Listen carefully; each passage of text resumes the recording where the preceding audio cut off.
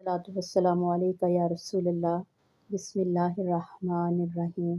अस्सलामु अलैकुम वरहमतुल्लाहि वबरकातुहू। अल्लाह ताला हम सब के दिलों को सच्चाई और इखलास से भर दे और हमें उन बंदों में शामिल करे जो ज़मीन पर अमन, मोहब्बत और खैर फैलाते हैं। आज हम ज़ियाउल कुरान में सूरह बकरा की आयत नंबर 12 पढ़ेंगे। यह आयत पिछली आयत का जवाब है, जहां अल्लाह ताला खुद ऐलान फरमा रहा है कि जो लोग खुद को नेक समझते हैं, दर हकीकत फसाद तो वही फैला रहे हैं। आयत अला इन्नहुम हुमुल मुफ्सिदूना वलाकिन ला यशउरून। तर्जमा खबरदार, दरअसल यही लोग फसाद करने वाले हैं मगर इन्हें शऊर नहीं है।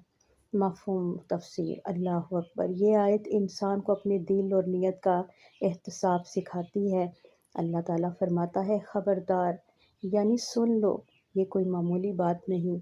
जो लोग ख़ुद को नेक ज़ाहिर करते हैं मगर अंदर से ज़िद, तकब्बुर, रिया या धोखे में मुब्तला होते हैं, वो ज़मीन पर फसाद फैला रहे होते हैं और इन्हें इसका एहसास तक नहीं होता। सबसे बड़ी रूहानी अंधेरियाँ यही हैं, इंसान गुनाह करे और इसे नेकी समझे। यह आयत हमें झंझोड़ती है कि अपने दिल को रोज़ कुरान के सामने रखो।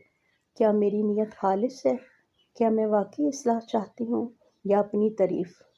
क्या मैं अल्लाह के लिए कर रही हूँ या लोगों के लिए? अस्तग़फ़िरुल्लाह। हज़रत अली फरमाते हैं, जिसने अपनी नीयत को दुरुस्त कर लिया, अल्लाह इसके अमल को दुरुस्त फरमा देता है।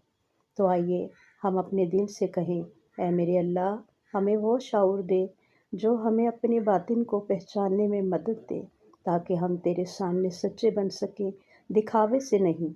आखिर में दुआ है, ऐ मेरे रब, हमें वो बिनाई अता फरमा जो सच को पहचान ले, वो दिल अता फरमा जो नरमी, इखलास और आजिज़ी से भरा हो। ऐ अल्लाह, हमें अपने अमल में सच्चाई दे और हर इस चीज़ से बचा जो फसाद का बाइस बने। आमीन या रब्बुल आलमीन। ये था ज़ियाउल कुरान का 12वां सबक, ख़ुद को पहचानने और नियत को दुरुस्त करने का पैगाम। याद रखिए, अल्लाह के नज़दीक असल नेकी वो है जो दिल के खुलूस से हो, ना कि ज़बान के दावे से। आओ आज अपने दिल की नियत को कुरान के आईने में देखें। इस्लाह के नाम पर फसाद, दिल की नियत का इम्तिहान। रोज़ कुरान के साथ अपने दिल को बेदार कीजिए।